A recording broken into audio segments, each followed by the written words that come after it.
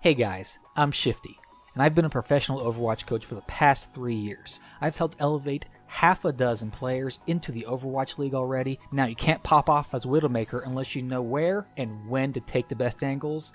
And after watching this video, you're finally going to understand a bunch of the decision making that great Widowmakers take advantage of that you probably never thought about when you're autopiloting in your own comp games. This video, we're going to be watching the real Kenzo, so be sure to check out his channel linked below. At the very beginning of this map, you're going to hook onto top of this train and make sure that there's anyone being greedy, careless, or trying to scout information as we come out of spawn gets instantly punished to be able to get an early advantage if possible. Unfortunately, in this case, no one is being greedy enough to poke their heads out. However, with this information, we can now assume that they're most likely going to be holding on top of the gas station. Now, when they do this, they're likely going to have some sort of shield, either Reinhardt or Orisa, sometimes a Winston. So you be very patient and look for opportunities to get either over or around that shield and still try to get that advantage. There's a shield we're looking for, but we don't want to be too aggressive yet because we don't know what the enemy team has. During this time, you want to respect the possibility that the enemy team could have another Widowmaker, Hanzo, or some sort of threat that could take you out if you're too aggressive. And in this case, hiding behind a shield would not give you the best opportunity to win that duel. So part of this is getting information, and the other part is looking for opportunities to punish the enemy team for poor positioning. We know that they have an Ashe, a Lucio, and a Rein. Ashe could be a threat to us depending on their skill level and whether or not they are being pocketed by a Mercy. However, unless they are really good and they're being pocketed by that Mercy, we will have that advantage on the Ashe, especially at any sort of medium to long ranges. We've given our time to be able to push forward on this payload so that our team can be a part of the fight, and we want to make sure that the enemy team doesn't completely focus on us. We could have gotten on top of this area quicker or gotten to an angle where we could see more quicker, but that would have put us a big target on our head. We don't want that. We want the team to be distracted by our team while we pick them off when they're not even looking. We've also waited 15 seconds over here. We now know what threats we have to worry about. They're running a Goats-like composition with a Ashe here. Now, with this, we know what threats we have to worry about. Ashe is really the only thing we have to worry about. So with no flankers to speak of, no damage boost for this Ashe, we should be pretty free to take whatever angles we want. And with that information, we can be more aggressive.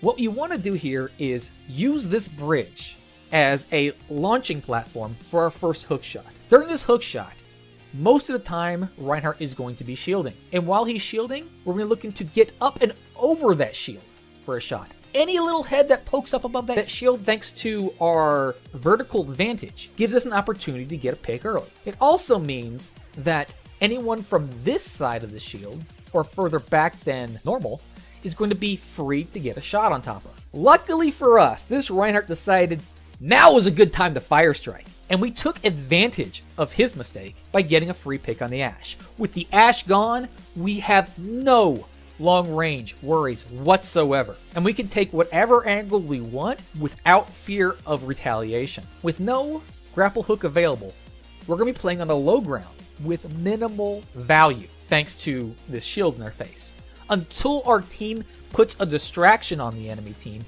and we can rotate to the right, taking the right side angle. Reinhardt's down, and now we're free.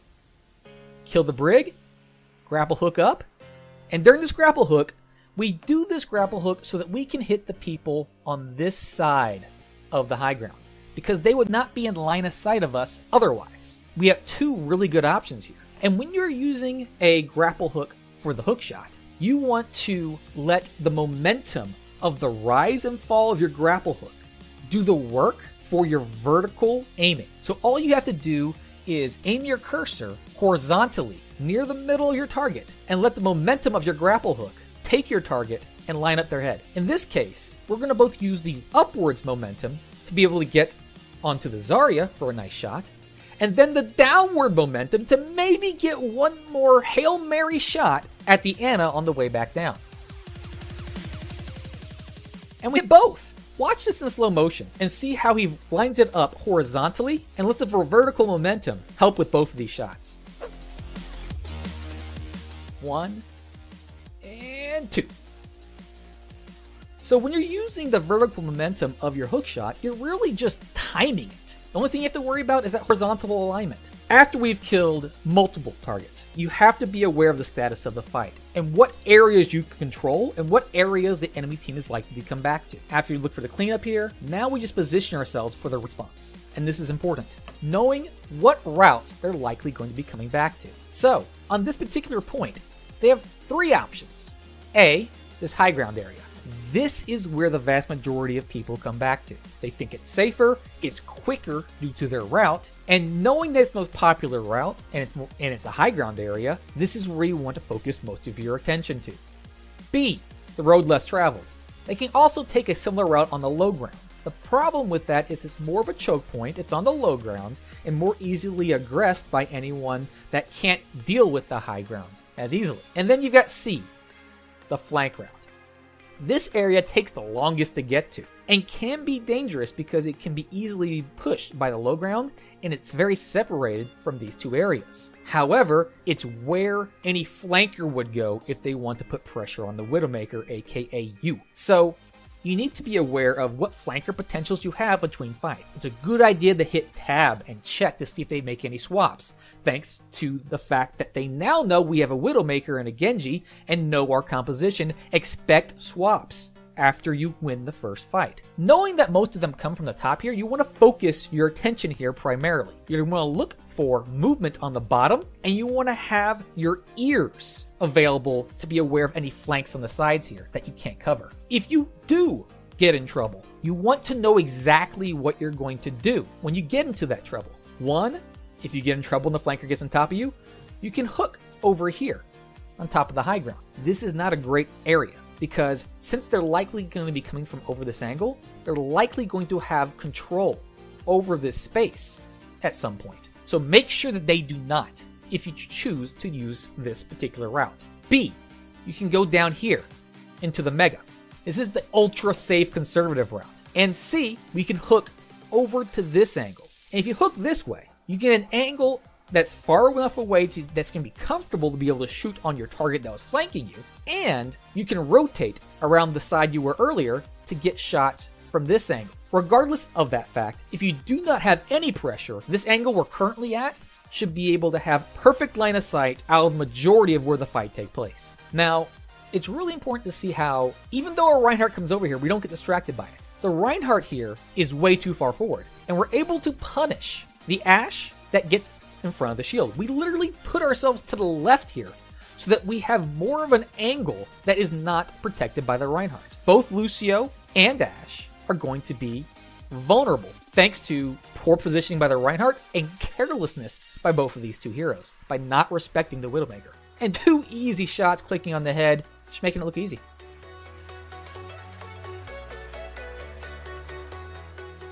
We're not getting greedy. We're just looking to see what sort of shots we can have from our safe positioning while our ears are covering that left side flank in case anything comes after us. Another fight easily won. Now once the fight's won, understand that there were people that were coming back to the fight that are now trying to run away now that we've clearly had a clear advantage. During this time, you want to take a forward positioning and try to clean up these kills. When you do try to push into here, you have 3 options. 1, this way on the left side. 2, wait for the doors open and get the main.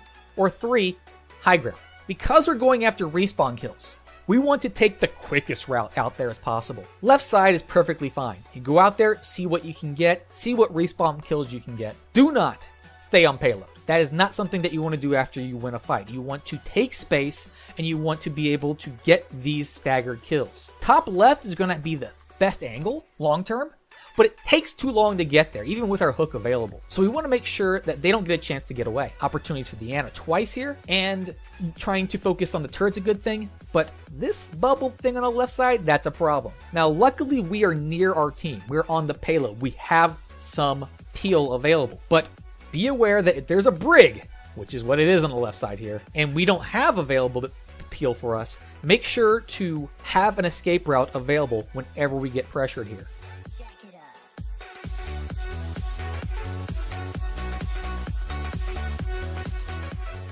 And here's where we stay a little bit too long on the low ground. We don't have much of an angle on the Brig or the Zarya, and we don't really like this line of sight. We don't like these targets. Our team is on the front here. Their focus will be on the front. We're taking fights at close range for the most part. This is not where Widowmaker shines. So what we're going to do is we're going to relocate to the top right, optimal angle, and try to get this flank position while our team keeps them busy in the front.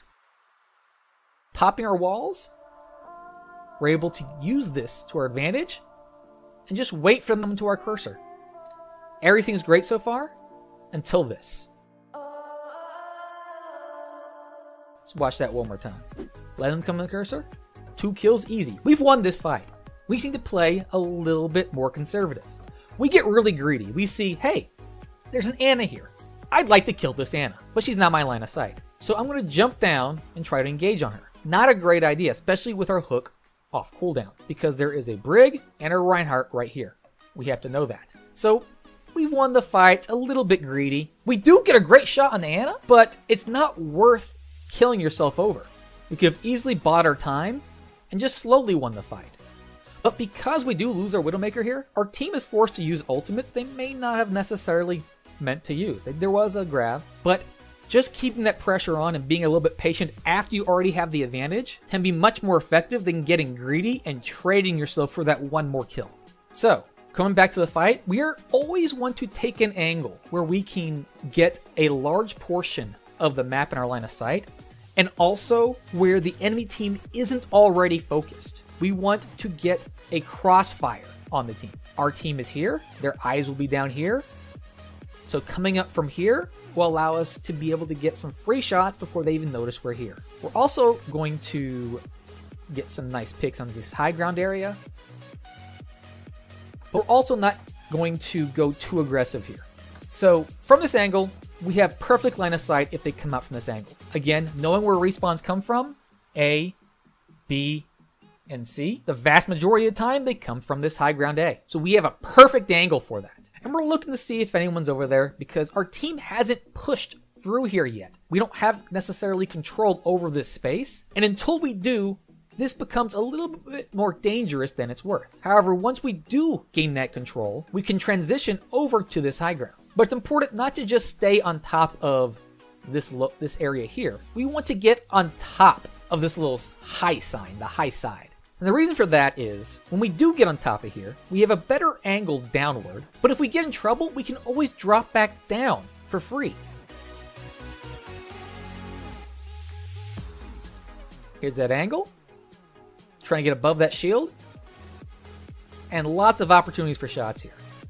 Now, once we see that they have beat, and we get shot and get low health here, thanks to the dink from the McCree, we have to play more conservative. So instead of trying to get that one more shot, we're going to avoid this area like the plague. McCree can't reach us if we stay on the back end.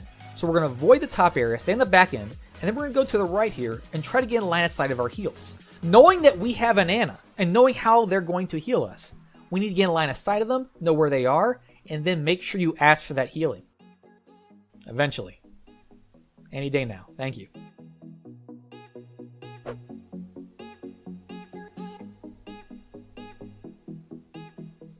Torb coming out, no problem. But he does get a dink on us. Down to 60 health, we have to play differently based on our health. We did previously, and we survived and were able to pop off a little bit. However, now we